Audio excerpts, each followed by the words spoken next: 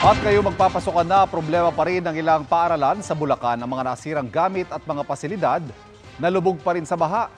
Problemado rin ang ilang mag-aaral dahil ang mga gadget at uniforme nila nasira at binaha. Nakatutok si Jonathan Andal.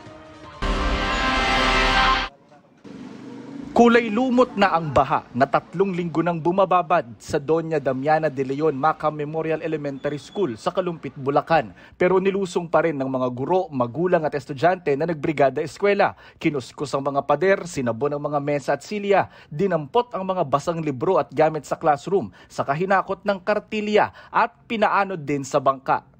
Ito yung mga nabahang libro. Hindi na raw ito mapapakinabangan kasi talagang basang-basa na tsaka mabaho pa.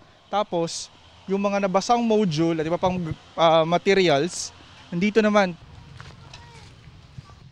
Tingnan nyo, talagang hindi na mapapakinabangan to kasi durug-durug na mismo yung mga module eh. Oh.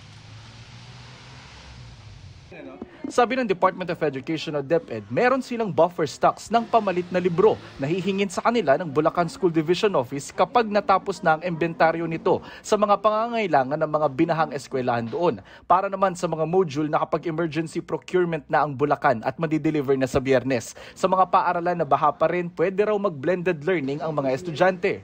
Kaya kanina nag-aayos na si Teacher Evelyn ng module na ipamamahagi sa Martes. Posible raw mag-shifting o maghati ng oras sa classroom ang mga estudyante sa kanilang school. Lalo't 7 lang sa 25 nilang classroom ang hindi binaha. Mga 2 weeks pa po ang hihintayin. Yung heat ng sana lang yung makakapagpahupa ng baha na yan. Naghahanda naman ng pumasok ang grade 4 na si Christina. Ang problema, tinangay ng baha ang 3 niyang uniform, kaya 2 na lang ang pagsasalit-salitan niya. Lalaban na lang. Wala daw pong pera. Bili po ng blouse po. Ang pinsan niyang si Lian na grade 3 pupil, nasira ng baha ang tablet na ginagamit niya sa pag-aaral. Sana po may magbigay ng tablet po para magamit sa school. Para sa GMA Integrated News, Jonathan Andal, nakatutok 24 oras.